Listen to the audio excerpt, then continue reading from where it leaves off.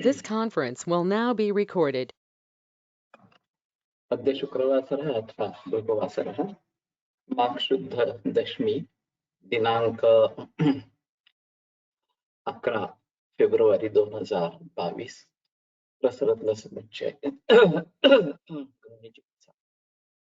शंखं चक्रं जलकान्दतमृतघटं चारुदोर्भिश्चतुर्भिः सूक्ष्मस्वच्छातिरुद्यांशुकपरिविलसन् मौलिमं भोजनेत्रं कालाम्भोदोज्ज्वलाङ्गं कटितटविलसच्चारुपीताम्बराढ्यं वन्दे धन्वन्तरिं तं निखिलगदवनप्रौढदावाग्निलीलम् प्रौढदावाग्निलीलम् ब्रह्मणो समारब्धाम् आत्रेयाद्येषु पूजिताम् अस्मदाचार्यपर्यन्तां वन्दे गुरुपरम्पराम् आयुर्वेदरतं वन्दे माधवाख्यं महागुरुम् आयुर्वेदामृतं सर्वं शिष्येभ्यो यः प्रदत्तवान् द्रष्टा ज्ञानी दृष्टकर्मा कृतकर्मा तथैव च अध्यापको विश्वश्रेष्ठो महान् संशोधकस्तथा गुणैरेतैः समुदितैः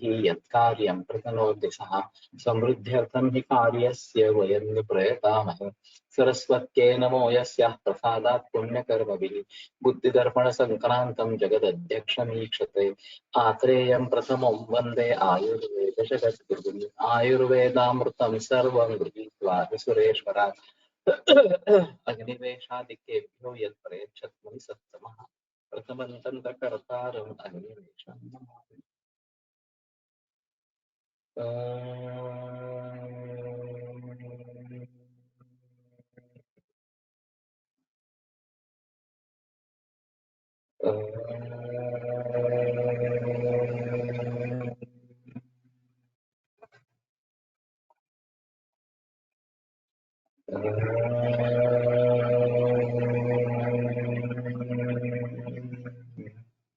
ओम शांति शांति शांति।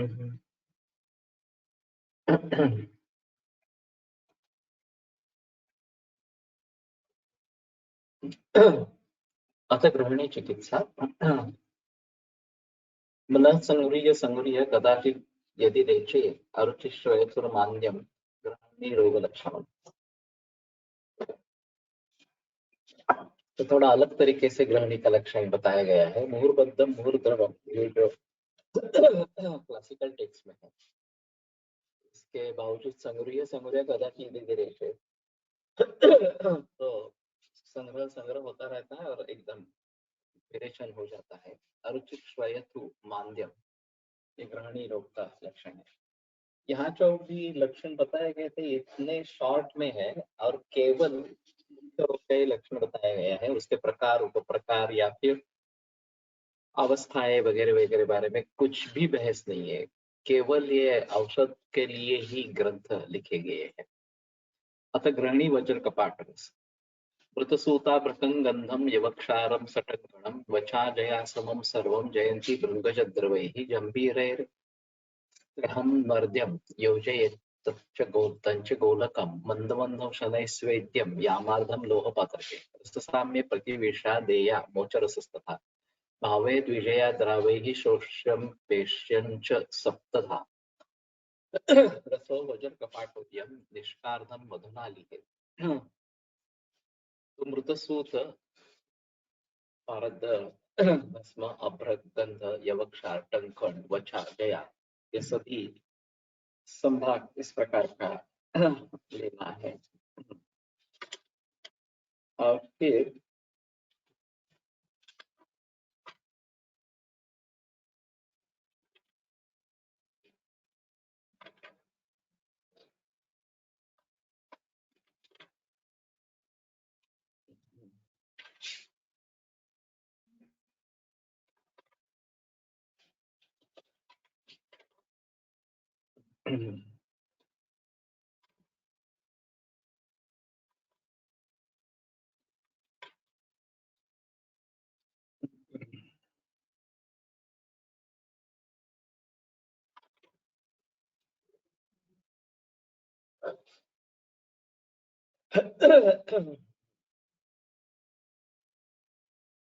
जयंती भृंगचत्रवैः सजंबीरैः त्र्यहं मर्त्यं। 3 जयंती भृंगचत्र और गंभीर इससे खल करे, शोषयेत् च तंच गोलकम, और उसको सुखा ले। मंदमंदो संचने स्वेद्यम, यामार्दम लोहपात्र। मंदाग्नि पर धीरे धीरे उसका स्वेदन करे, यामार्ध लोहपात्र में। रस साम्य प्रतिविषा, जितना रस है उतना ही अतिविषा देनी है। मोचरस था, मोचरस भी उतना ही देना है। भावेद विजया द्रावही, फिर भंगा के रस की भावना देकर सुखाना, और 7 बार घोटना। रसो वज्र, और ये 7 बार की भावना देनी है। रसो वज्र का पाठ तो यम निष्कारणम मधुना है।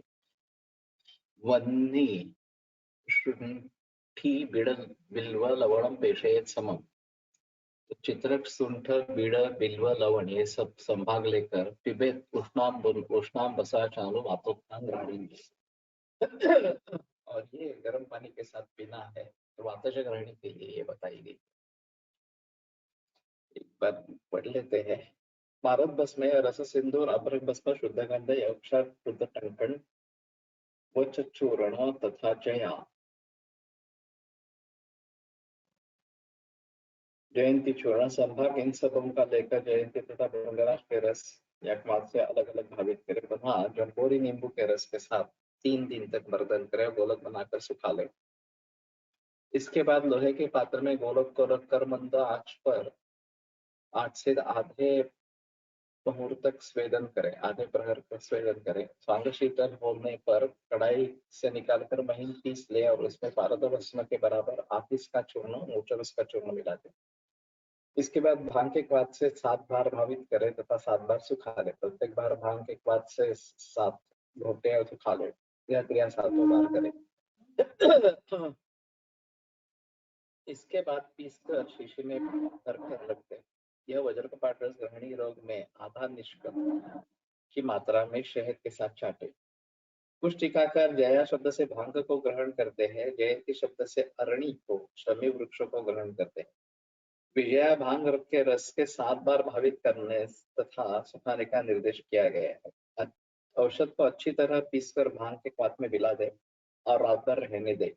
इसके बाद दिन में घोटकर सुखा ले। जब यह सूख जाए तब पुनः भांग के रस से भावित करे और रात भर रहने दे।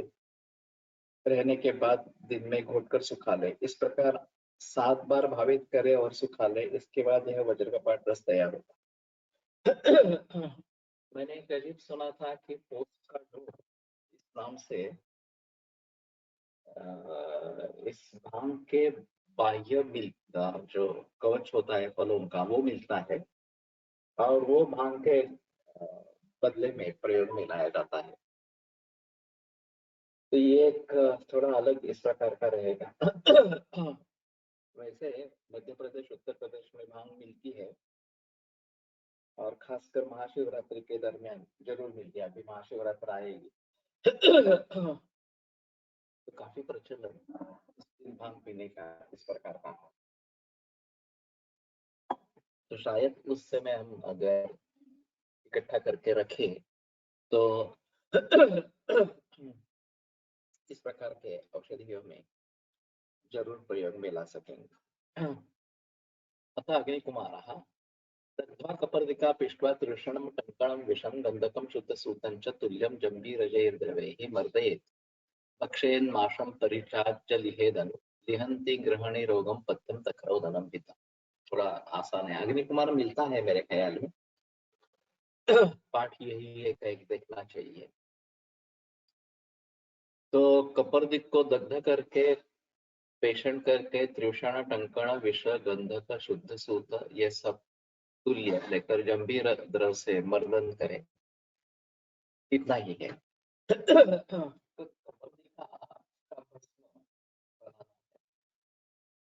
तो ये सभी जो सुधा वर्ग है इसमें पहले केवल जलाते हैं, उसमें फूट देते हैं तो ताला इस प्रकार का बन जाता है। वो वैसे भी रखेंगे तो भी वो श्वेत वर्ण हो जाता है। केवल अंधेरे में रखना है और नहीं तो फिर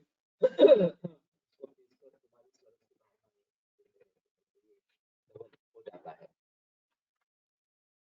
तो इसमें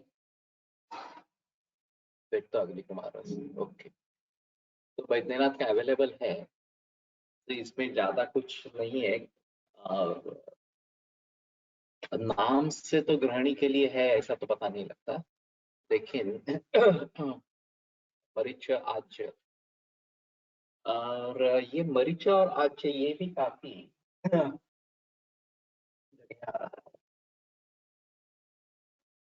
और दही या तक्र इस प्रकार से।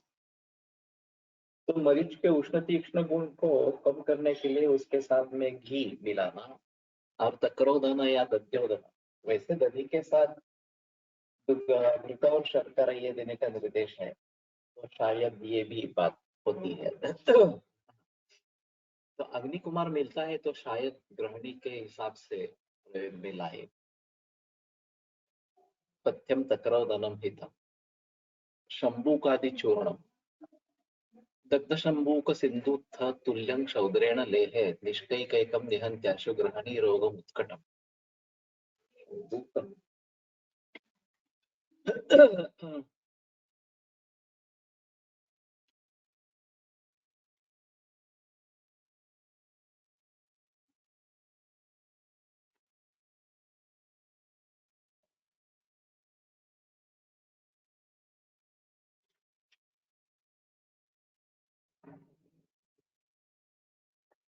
दग्ध शंभुक शंभुक मुख भस्म,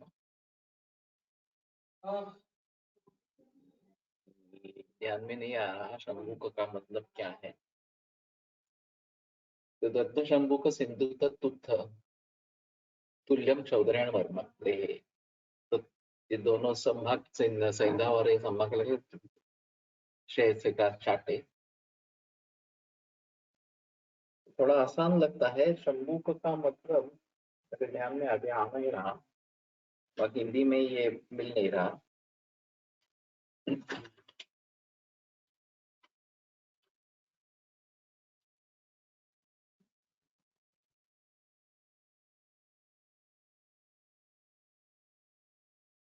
हाँ, यहाँ पे आया है आया, क्षुद्र शंख या जल शुक्ति, ठीक। छोटा शंख या जल शुक्ति इतना ही है, तो इसको गृहिणी में प्रयोग कर सकते हैं। अतः कनक सुंदर, हाँ।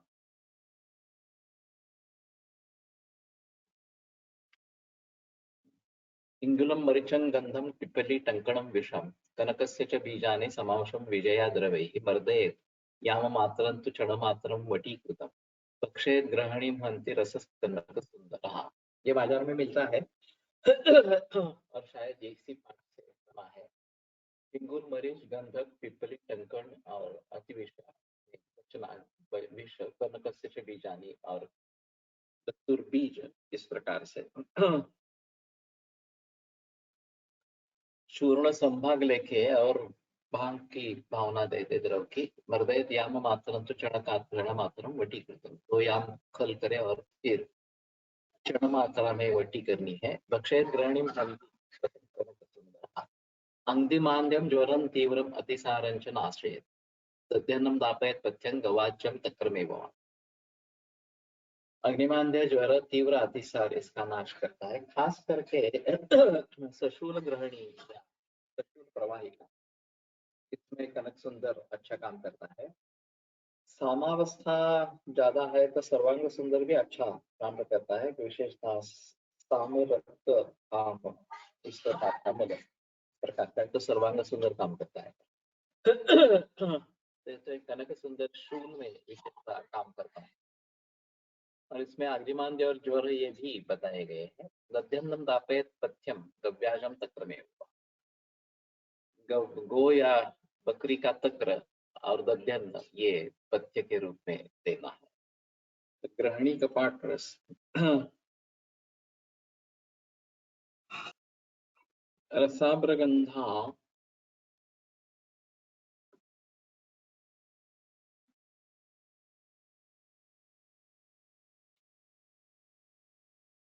क्रम प्रवृद्धा क्रमवृद्ध भागाः जया रसेन त्रिदिनं द्विमर्द्याः रसा ने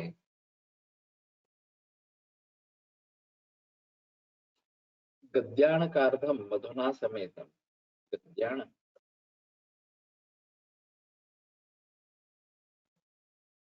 ददीत पथ्यम दधिभक्त कंश। तो ये मात्रा है 3 मात्रा, 3 ग्राम गद्याण, इससे आधा गद्याण यानी कि 3 ग्राम। ददीत पथ्यम दधिभक्त कंश, और पथ्य जो है वो दधी के साथ वो दधी देना है। रस अभ्र गंध विक्रम वृद्ध प्रयोग करना है। रस 1 भाग, पारद 1 भाग, अभ्रक 2 भाग, गंधक 3 भाग। जया रसेन तरी दिनम विमर्द्या, और बकार रस से 3 दिन बर्बाद करें। और 3 ग्राम मात्रा में गद्याण को अर्ध मधुना समेतम दधित पथ्यम दधिभक्त कंश। तो सिंपल है। ग्रहणी का पाठ्यरस मेरे ख्याल में ये भी मिलता है। पुणे शास्त्री के किताब में ग्रहणी का पाठ्यरस के बारे में निर्देश है, वो यही पाठ है का देखना चाहिए। तो पुराने जमाने में आखाली तो बनाती होगी, अभी मालूम नहीं। संवर्चलन जीरक युग्म धान्य जया यवानी कणनागर कपित्त सारेण समं प्रगृह्य दधीत चूर्णम दिशितीव्र पित्ते। गद्याण मात्रम मधुखंड युक्तम तक्रेण युक्तम तो अरुचि प्रशांते वात प्रधाने शकम प्रधाने रात्रौ कषायं कुटजस्य दत्या। संवर्चल जीरक युग्म धान्य जया यवानी कण नागर कपित्त सार, इसको कपित्त सार के साथ लेकर में तीव्र पित्ते चूर्ण देना है। गद्याण मात्रम वही 3 ग्राम मात्रा में देना है। मधुखंड युक्त, मधु और शर्करा के साथ, तक्रेण युक्तम तो अरुचि प्रशांत, और अरुचि के शांति के लिए तक्र से युक्त करके देना है। वात प्रधान चकम प्रधान है रात्र कषायं कुटज से दत्या। वात और कफ प्राधान्य के लिए रात में कुटज का कषाय दे दे। कफ प्रधान में तो ठीक है, वात प्रधान में भी कुटज कषाय ये थोड़ा अजीब है। अशांत कृशानु अजाचि द्वयमाक्षिकेण कटुत्रयेणापि युतन्तु अनुष्णं चांगेरिकाजीरक युग्म धान्यम दुग्धेन्दु शाकाय दधीत दध्या दधीत दध्ना। कृशानु अजाजी द्वय, कृशानु का मतलब अग्नि होगा, चित्रक होगा।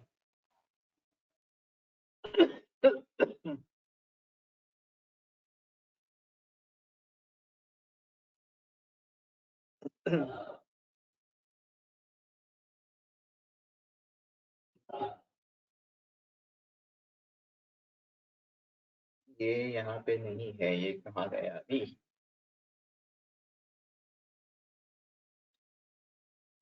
संवर्चलन जीरक युग्म धान्य, इससे शुरुआत है।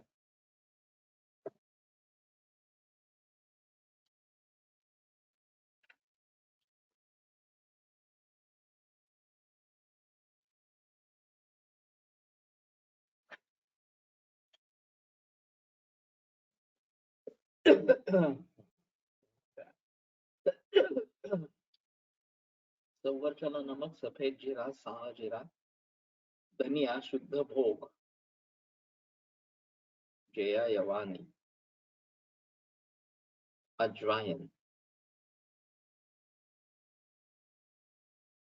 ये शुद्ध भोग कहलाया बीच में। पीपर सो तथा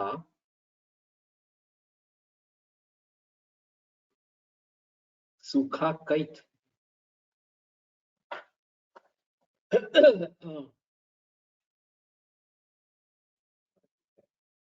का गुदा गुदा समभाग, इन सबों को एकत्र कर महीन चूर्ण बनाना। इस चूर्ण को एक गद्याण 6 ग्राम की मात्रा में तीव्र पित्त प्रकोपजन्य ग्रहणी में अरुचि की शांति के लिए शहद तथा मिश्री मिलाकर मट्ठा के साथ सेवन करें। वात प्रधान तथा कफ प्रधान ग्रहणी में रात्मि दय तथा कुटज की छाल का कषाय पान कराए।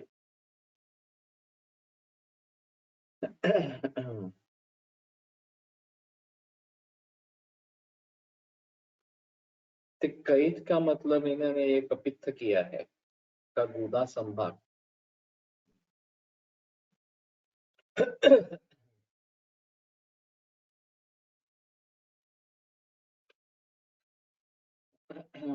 गद्याणमात्रं मधुकण्डयुक्तं तक्रेणयुक्तं तु अरुणप्रशान्तैः वातप्रधानैः च खलु प्रधानैः रात्रौ कषायं कुटजस्यते।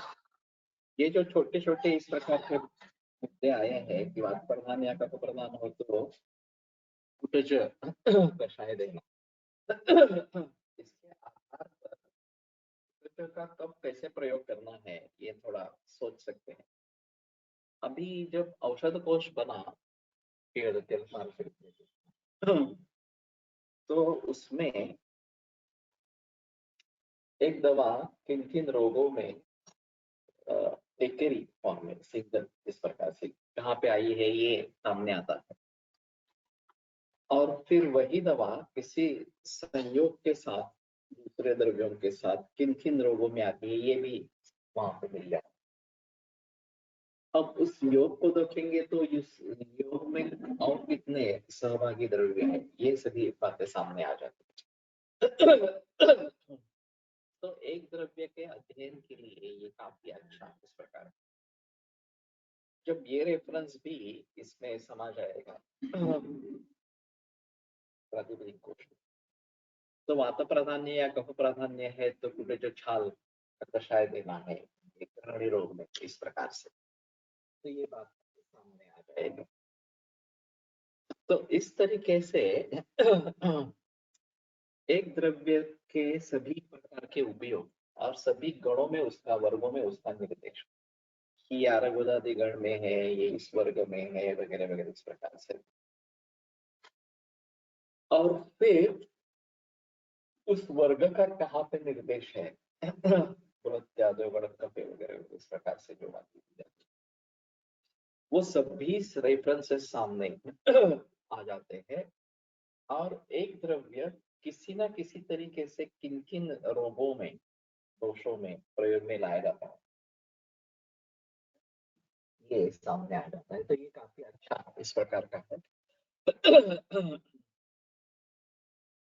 और अभी के जरिए इस प्रकार से जो कोश बनेगा प्रातिपदिक कोश, उसमें औषध कोश में ये बातें जरूर इस प्रकार की होगी। कृशानुवजाजि द्वयमाक्षिकेण कटुत्रयेणापि युतन्तु अनुष्णं चाङ्गेरिकाचीरकयुग्मधान्यं दुग्धेन्दुशाखाय दधितदग्धम्। कहाँ पे है?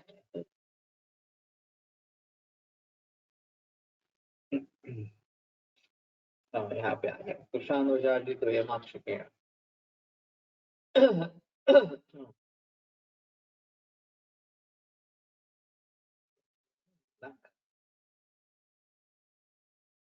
तो कृषाणु का मतलब चित्रक हुआ, सफेद जीरा कृष्ण जीरा चित्रक भी युतन्तु अनुष्णं संभाग इन सबों का चूर्ण तथा सुवर्ण माक्षिक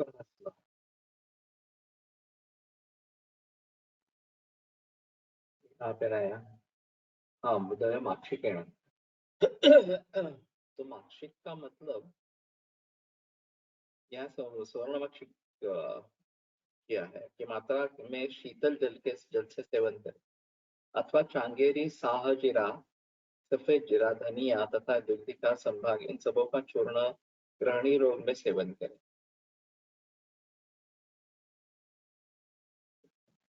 दुग्धेन्दु शाखाय, पथ्य में दुग्धि का शाक दही भात आदि ग्राही पदार्थों का सेवन कराए। हिंदू शाक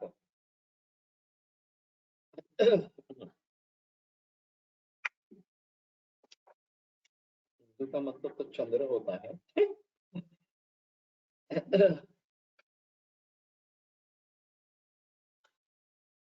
हिंदू शाक समझ में ही नहीं आ रहा।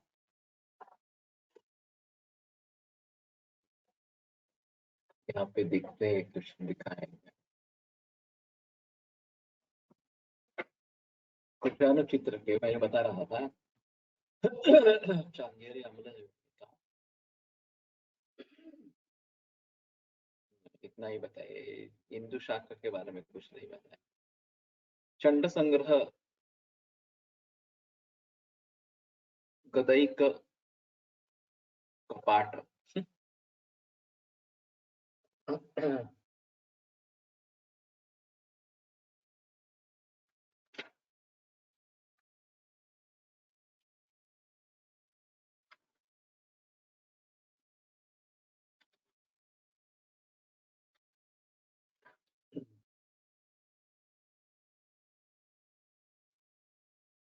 हिंगुलस्थित महेश्वर बीजम, हिंगुलोत्थित महेश्वर बीजम पातयन पाततंत्र विधिना हरणीयम।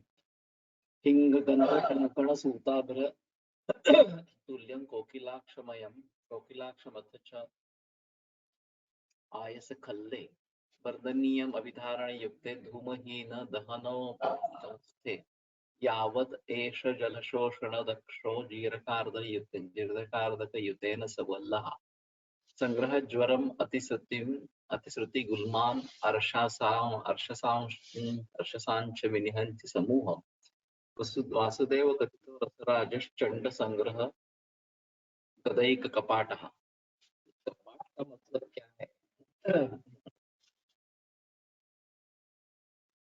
हिंगुल स्थित महेश्वर बीजम, शुद्ध हिंगुल में पाताल यंत्र विधि से पारद को निकाल ले। तो महेश्वर बीज का पारद अर्थ किया है। पातयंत्र विधि ना हरणीयम, तो पाताल यंत्र से निकाले और उसमें शुद्ध गंधक टंकण तथा अभ्रक भस्म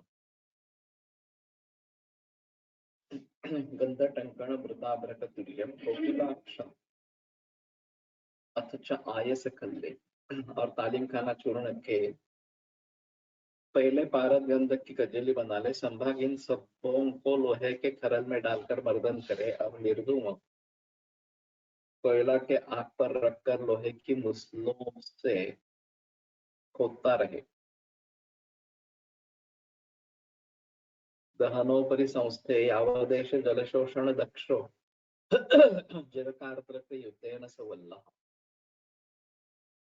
इस प्रकार जब घोटते घोटते औषध का यदि अंश नष्ट हो जाए तब खरल को आग से उतार कर रख ले और स्वांग शीतल होने पर महीन पीस कर शीशी में रख ले। इस रस को एक वल्ल 18 मिलीग्राम या 307 मिलीग्राम की मात्रा में चूना, भुना जीरा चूर्ण तथा अदरक के रस के साथ सेवन करें। यह संग्रहणी ज्वर, अतिसार, गुलमरोग तथा सभी प्रकार के अर्श रोगों को नष्ट करता है। वासुदेव का कहा हुआ चंड संग्रह गैरक कपाट नामक रस है।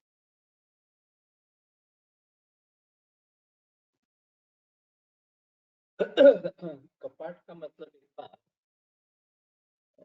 इसमें देखिए आयुर्वेदिक शायद गिरवाण नवकोश में देखिए ज्यादा अच्छा रहेगा। वैसे बनाने में ज्यादा कठिन नहीं है। इंगुलोत्थ पारद गंधक टंकण अभ्रक भस्म और ये कोकिलाक्ष आयस खल्व में तप्तायस खल्व में उसको कूटना है। मर्दनी अभिधारण युक्त धूमहीन दहनो परिसंस्थे, इसमें धुआं नहीं हो इस प्रकार के कोयले का प्रयोग करें और इसमें से जब सूख जाए में द्रव द्रव्य क्या है?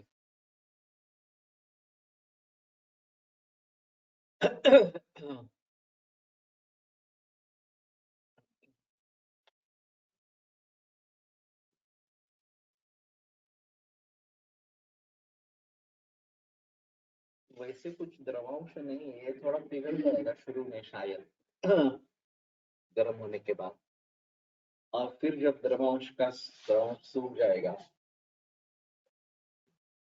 तो रुकना है ऐसा। यावदेव यावदेश जलशोषण दक्षो जीरकार्दक युतेन सवल्लः संग्रह ज्वरम अतिरसुतिम गुलमान अर्शसांश निविनिहंति समूह, ये सभी का समूह नष्ट करता है। रसराज चंड संग्रह गदैक कपाटः, तो कपाट का एक मतलब देखे कहीं पे। कपाट का अर्थ क्या है? अथ लघु सिद्धाभ्रक।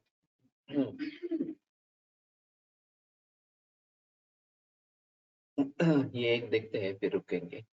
समावशम रसगंधाभर दरदंच विशोदितं लोहखल्ले विनिक्षिप्य गवाज्येन समन्वितं वर्धकेनापि लोहेन वर्धयेत् दिवसत्रयम्। द्रोणिचुल्यां न्यसेत् खल्लं सांगारायाः प्रयत्नतः इति सिद्धो रसेन्द्रोऽयं लघुसिद्धाभ्रको मतः। वल्लतुल्यो रसोजीर्णवार्जिरवारिणा सहित प्रगे पित्तहर्ति वेगेन ग्रहणीम् अतिदुर्धरा अतिसारं महागुरं सातिसारं ज्वलं तथा पाचनो दीपनो रुद्यो गात्रे लाघवकारकः नागार्जुनेन कथितः सत्य प्रत्ययकारकः। लघुसिद्धाभ्रक। तो रसगंध अभ्र और दर्द हिंगुल। पारद भी है और हिंगुल भी है और गंधक भी है। लेकर तथा लोहे के खरल में छोड़कर गाय के घी से के साथ मर्दन करे। इसके बाद खरल को धूम्रे कोयले के आग पर रखकर लोहे के मुसली से 2 दिन तक घोटता रहे। ये भी बनाने में ज्यादा कठिन नहीं है। तो फिर ये रसेंद्र सिद्ध हो जाता है। तो इसमें कब तक खल में खल करना, ये दोनों में कॉमन इस प्रकार का है और ज्यादा औषधियां भी नहीं है। इस प्रकार यह लघु सिद्धाभ्रक नामक रस तैयार हो जाता है। इस रस को एक वल्ल 180 मिलीग्राम की मात्रा में जीरा के जल के साथ प्रातःकाल सेवन करें। यह वेगपूर्वक अति भयंकर ग्रहणी को दूर करता है। यह भयंकर अतिसार तथा ज्वरातिसार को दूर करता है। इसके अतिरिक्त यह दीपन, पाचन, हृदय बल कारक तथा शरीर को हल्का बनाने वाला। तो रुद्य भी है, गात्रे लाघव कारकः। तो इन सभी बातों को ध्यान में रखते हुए और बनाने का तरीका भी ज्यादा कठिन नहीं है। तो ये लघु सिद्धाभ्रक रस अगर कोई बनाता है तो ज्यादा बेहतर इस प्रकार का रहेगा। और खास करके पाचन, दीपन, रुद्य ये दोनों है। और रुद्य होने के कारण खास करके अतिसार ये अच्छा भली भांति काम करेगा। तो ठीक है, यहीं पे आज रुकते हैं। कल मैं कोशिश करूंगा वहां से ज्वाइन होने की, और हो सकता है तो ज्वाइन हो जाएंगे। अगर संयोग से नहीं हो पाता है तो सोमवार को तो कोशिश करेंगे, वहां उस समय में ओपन में होगा। और फिर आगे देखते हैं। आयुर्वेद प्रकांडो निगदित इह हि शल्यतंत्र प्रधानः शिष्येभ्यः शाश्वतोऽयं निखिल जन कृपा व्याप्त चित्तेन आयुर्वेदस्य वाञ्छन् पुनरपि भुवने ताञ्च सुष्ठु प्रतिष्ठा श्रेष्ठं धन्वन्तरिं तं प्रणमति च सदा वैद्यवर्गो हि नूनम् वैद्यवर्गो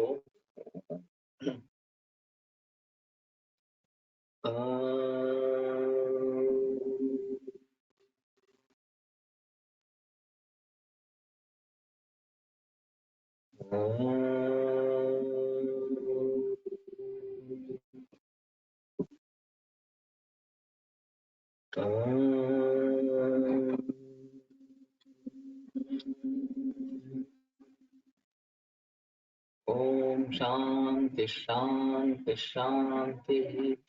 विरम्यते व्याख्यानम् श्वः